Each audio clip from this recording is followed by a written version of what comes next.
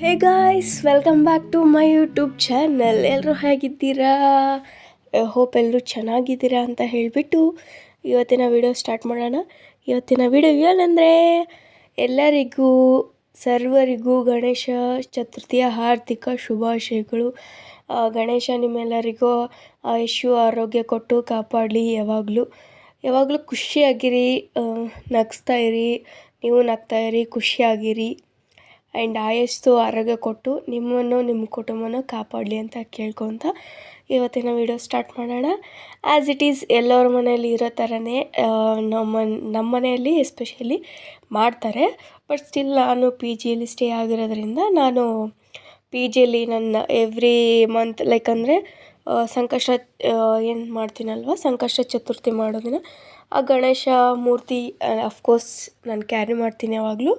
So ಅದು ನನ್ನ ಹತ್ರ ಆ ಮೂರ್ತಿ, ಗಣೇಶನ ಮೂರ್ತಿ ಇತ್ತು. ಆ ಗಣೇಶನ ಮೂರ್ತಿಗೆ ಸ್ವಲ್ಪ ಪೂಜೆ ಮಾಡೋಣ ಅಂತ ಹೇಳಿಬಿಟ್ಟು ಹಾಗೆ ಇಡೋದು. ಆಬ್ವಿಯಸ್ಲಿ ನಂಗೆ ಗಣೇಶ ಅಂದರೆ ತುಂಬ ಇಷ್ಟ. ಅದಕ್ಕೋಸ್ಕರ ಚೆನ್ನಾಗಿ ಒಂದು ಸ್ವಲ್ಪ ನೀರು ತೊಗೊಂಡು ಬಂದಿದ್ದೆ. ಆ ನೀರು ತೊಗೊಂಡು ಬಂದುಬಿಟ್ಟು ಚೆನ್ನಾಗಿ ತೊಳೆದೆ. ಆ್ಯಂಡ್ ಒನ್ ಮೋರ್ ಥಿಂಗ್, ಒಂದು ಟೇಬಲ್ ಸಮಥಿಂಗ್ ಆರ್ಡ್ರ್ ಮಾಡಿದ್ದೆ ನಾನು ಲೈಕ್ ಆನ್ಲೈನಲ್ಲಿ. ಬಟ್ ಅದು ಬರದೇ ಇರೋ ಕಾರಣ ನಾನು ಆದಷ್ಟು ಒಂದೇನೋ ಸಮಥಿಂಗ್ ಟೇಬಲ್ ಏನೋ ಇಲ್ಲೇ ಸಿಕ್ತು. ಸೊ ಅದ್ರ ಮೇಲೆ ನಾನು ಮಾಡೋಣ ಅಂತೇಳ್ಬಿಟ್ಟು ಮಾಡಿದೆ. ಆ್ಯಂಡ್ ಪೂಜೆ ಎಲ್ಲ ಹೇಗೆ ಮಾಡ್ತೀನಿ ಅನ್ನೋದು ಹೇಳ್ಕೊತ ಹೋಗ್ತೇನೆ. ನಮ್ಮದು ಪಿ ಜಿಯಲ್ಲಿ ಸಿಂಪಲಾಗಿರುತ್ತೆ, ಜಾಸ್ತಿ ಏನಿರಲ್ಲ. ಯಾವ ಥರ ಕೈಗೆಲ್ಲ ಇಟ್ಕೂತ್ತೆ ಏನೇನು ಇರುತ್ತೆ ಅದೇ ಥರ ಮಾಡ್ತೀವಿ. ಮನೇಲಿ ಕೂಡ ಒಂದು ಮಿಡಲ್ ರೇಂಜಲ್ಲಿ ಗಣೇಶ ತೊಗೊಂಡು ಬಂದುಬಿಟ್ಟು ಎವ್ರಿ ಇಯರು ಬೆಳಗ್ಗೆ, ಅಂದರೆ ನಾಳೆ ಗಣೇಶ ಚತುರ್ಥಿ ಇರುತ್ತಂದರೆ ಇವತ್ತು ಪಪ್ಪ ತೊಗೊಂಡು ಬಂದಿರ್ತಾರೆ. ಅದನ್ನು ಚೆನ್ನಾಗಿ ನಮ್ಮ ಕಡೆ ಎಲ್ಲ ಮಾಡ ಅಂತಾರೆ ಸಮಥಿಂಗ್, ಇವೆಲ್ಲ ಡೆಕೋರೇಷನ್ ಸಮಥಿಂಗ್ ಒಂದು ಟೇಬಲಲ್ಲೆಲ್ಲ ಇಟ್ಬಿಟ್ಟು ಮಾಡ್ತಾರೆ. ಬಟ್ ನಮ್ಮ ಮನೇಲಿ ಅದಕ್ಕೆ ಅಂದರೆ ಗಣೇಶ ಕೂರ್ಸೋಕ್ಕೆ ಒಂದು ಇದನ್ನು ಕಟ್ಟಿರ್ತಾರೆ.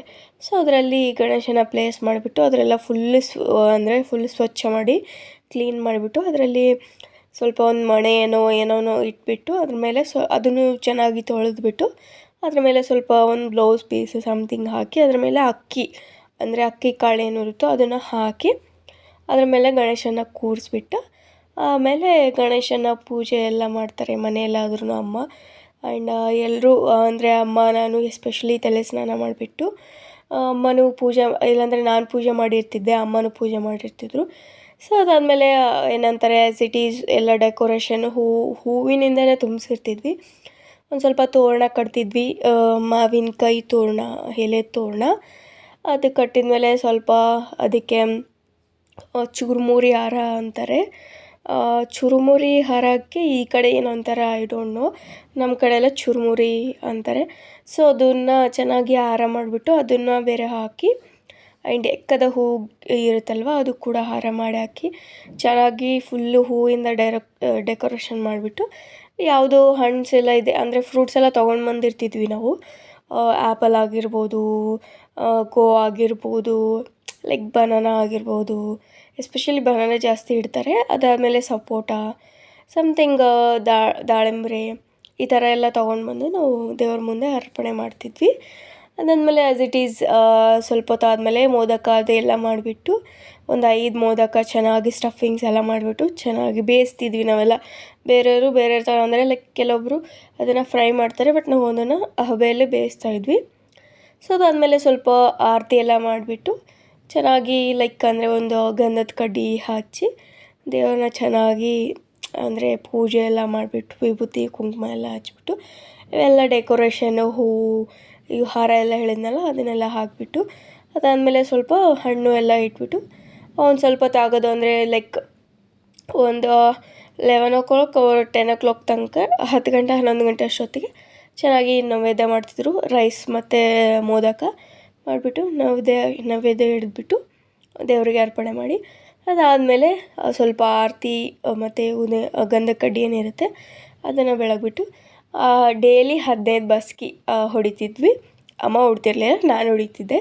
ಆ್ಯಂಡ್ ಎವ್ರಿ ಲೈಕ್ ಅಂದರೆ ಎಲ್ಲ ಮನೆಗೆ ಹೋಗಿಬಿಟ್ಟು ಏನಂತಾರೆ ಲೈಕ್ ಒಂದು ಸ್ವಲ್ಪ ದೇವರಿಗೆ ಎಲ್ಲ ಮನೆಗೆ ಹೋಗಿಬಿಟ್ಟು ಬಸ್ಕಿ ಹೊಡೆಯೋದು, 5 ಬಸ್ಕಿ ಹೊಡೆದು ಗಣೇಶನಿಗೆ ಅಕ್ಕಿ ಕಾಳು ಇರುತ್ತೆ, ಅಂದರೆ ಅಕ್ಕಿನ ಚೆನ್ನಾಗಿ ಸ್ವಲ್ಪ ಕುಂಕುಮ ಅರಿಶಿಣ ಹಾಕಿಬಿಟ್ಟು ಕಲಸಿರ್ತಾರೆ, ಅದನ್ನು ಅಕ್ಷತೆ ಗಣೇಶನಿಗೆ ಹಾಕಿಬಿಟ್ಟು ಆಮೇಲೆ 15 ಬಸ್ಕಿ ಹೊಡೆದ್ಬಿಟ್ಟು ಬರ್ತಿದ್ವಿ ಮನೆಗೆ ಹೋದಾಗ. ಚಿಕ್ಕವರಿದ್ದಾಗ ತುಂಬ ಮಾಡ್ತಿದ್ವಿ, ಇವಾಗಿಲ್ಲ. ಬಟ್ ಆ್ಯಸ್ ಇಟ್ ಈಸ್ ನಾವು ಪಿ ಜಿಯಲ್ಲಿ ಏನು ಪ್ರೊವೈಡ್ಸ್ ಇದೆ ಎಲ್ಲನೂ ನಾನು ಆದಷ್ಟು ತೊಗೊಳಕ್ಕೆ ಟ್ರೈ ಮಾಡಿದೆ. ನಾನು ಹೇಳಿದ್ನಲ್ಲ, ಸ್ವಲ್ಪ ಒಂದು ಇದು ಇದೆ, ಅಂದರೆ ಲೈಕ್ ಇಲ್ಲೇ ನಿಯರ್ ಪಾರ್ಕ್ ಇದೆ ಅಂತ ಹೇಳ್ಬಿಟ್ಟು, ಆ ಪಾರ್ಕಲ್ಲಿ ಲೈಕ್ ಹೂವ್ಸ್ ಎಲ್ಲ ಇದ್ವಿ, ಹೌದಾ ಏನಂತಾರೆ ದಾಸವಾಳ.